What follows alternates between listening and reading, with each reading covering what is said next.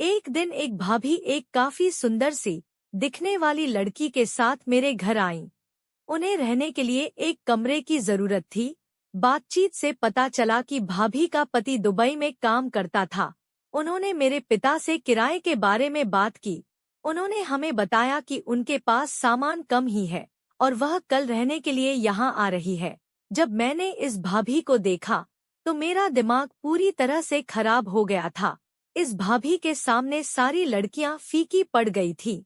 अगले दिन भाभी अपने सामान के साथ आ गई और उनके साथ वो लड़की भी थी जिसके बारे में मैंने पहले बताया था।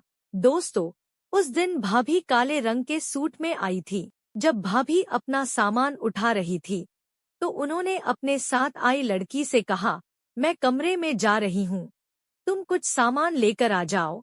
बाद में मुझे पता चला कि वह लड़की उन भाभी की छोटी बहन थी। उसी दिन शाम को भाभी घूमने के लिए छत पर आ गई। मेरे हाथ में चाय का कप था और मेरा दूसरा हाथ फोन में व्यस्त था। मैं वहां टहल रहा था।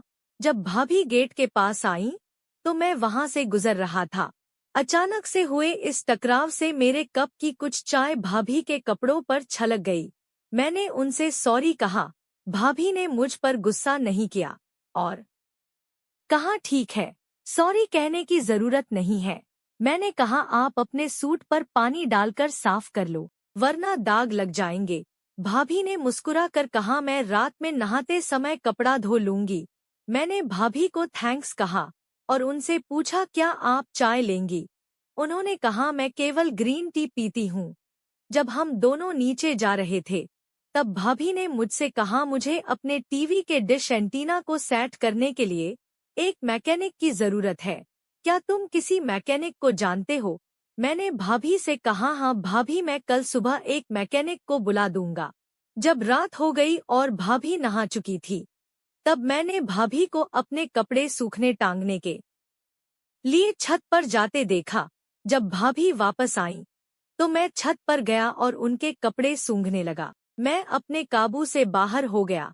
मुझे पता ही नहीं चला कि कब सफेद क्रीम भाभी के कपड़ों पर गिर गया था। जब मैंने देखा तो मैं डर गया कि अगर वह देख लेंगी तो क्या होगा। एक दिन मैं अपनी छत पर टहल रहा था कि तभी भाभी और उनकी बहन छत पर आ गईं। मेरी उन दोनों से सामान्य बातचीत हुई। फिर अचानक से भाभी ने मुझसे पूछा, क्या तुम्हारी कोई गर्लफ्रेंड है? मैंने उनसे झूठ बोला और कहा, नहीं। इस पर भाभी और उनकी बहन दोनों मुस्कुरा दी। उनकी बहन नीचे चली गई तो भाभी ने मुझे फिर से कहा, तुम्हारी गर्लफ्रेंड नहीं है, इसीलिए तो तुम्हारी यह हालत है।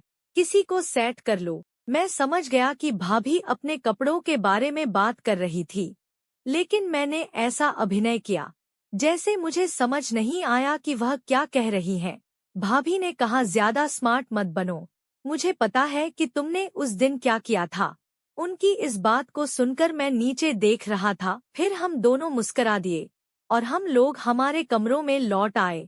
अगले दिन भाभी की बहन अपने माता पिता से मिलने उनके घर चली गई।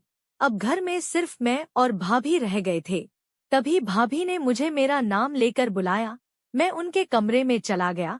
भाभी ने कहा, मेरा टीवी नहीं चल रहा है, तुम जरा देखो, इसे ठीक कर दो। मैंने जब सेट टॉप बॉक्स को देखा तो उसमें कोई स्मार्ट कार्ड ही नहीं लगा था।